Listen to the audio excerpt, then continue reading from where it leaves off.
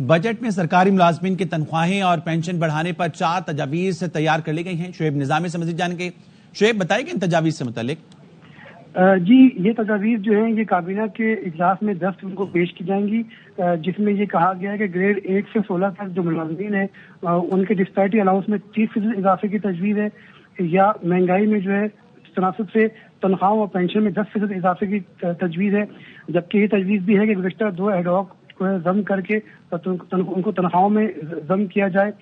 اس کے ساتھ ساتھ گریڈ 1 سے 16 تک ڈسپیرٹی الاؤنس اور گریڈ 17 سے 22 تک 15% تنخواہ میں اضافے کی تجویز بھی ہے۔ آرم فورسز کی جو کنٹریبیوشن والی پینشن ہے اسکیم، اس کو جو ہے اگلے سال تک مؤخر کرنے کی تجویز ہے۔ جو بھی تجاویز تیار کی جا رہی ہیں وہ پیپلز پارٹی ایم سمیت تمام اتحادی جماعتوں کی مشاورت سے تیار کی جا رہی ہیں، اور یہ 10 جون کو کابینہ کے اجلاس میں پیش کی جائیں گی۔ جی شعیب، شکریہ آپ کا۔ آگے بڑھیں اور آپ کو بتائیں کہ وفاقی حکومت کے 17 سے 20 گریڈ تک کے افسران کی تنخواہوں میں فرق کم کرنے کا فیصلہ کیا گیا ہے۔ ذرائع کے مطابق تنخواہوں میں 15% اضافے کا فارمولہ ابھی فائنل نہیں ہوا ہے۔ اس فارمولے کے حوالے سے مزید تفصیلات اکرام سے جانیں گے۔ اکرام ہمارے ساتھ ہی ہیں۔ اکرام، بتائیے گا یہ جو 20 سے 17 گریڈ تک کے افسران کی تنخواہوں میں فرق کم کرنے کا فیصلہ کیا گیا ہے، اس کی کیا تفصیلات ہیں آپ کے پاس؟ حقیقت جو 17 سے 18 اور 18 سے 19 سے 20% کے 20 گریڈ کے جو افسران ہیں ان کے درمیان پہلے تنخواہوں کا ہدف جو ہوتا تھا وہ 10% تک ہوتا تھا، اب ذرا بڑھ گیا ہے۔ جو 10% سے زیادہ کے فرق ہو گیا ہے، اب تنخواہوں کے حجم تو زیادہ ہو گئے ہیں لیکن پرسنٹیج بھی ساتھ بڑھ گئی ہے۔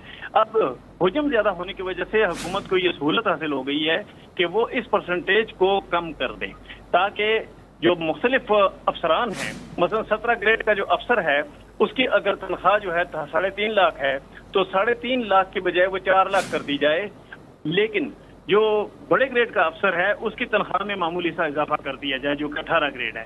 ان کی تنخواہوں میں 15% اضافے کا فارمولہ ابھی فائنل تو نہیں ہوا، لیکن تنخواہوں اور پینشن میں تبدیلی بجٹ سے 4 دن پہلے تک فائنل نہیں ہو سکی۔ 4 تجاویز فائنل ہونے میں 3 ماہ لگ گئے۔ ایک 16 گریڈ کے ملازمین کو تنخواہوں میں فرق کا مسئلہ طول پکڑ گیا، یہ فرق حال ہی میں 30% تک بڑھ چکا۔ جی بہتر اکرام، ہوتی تفصیلاً اپڈیٹ کرنے کے لیے شکریہ آپ کا۔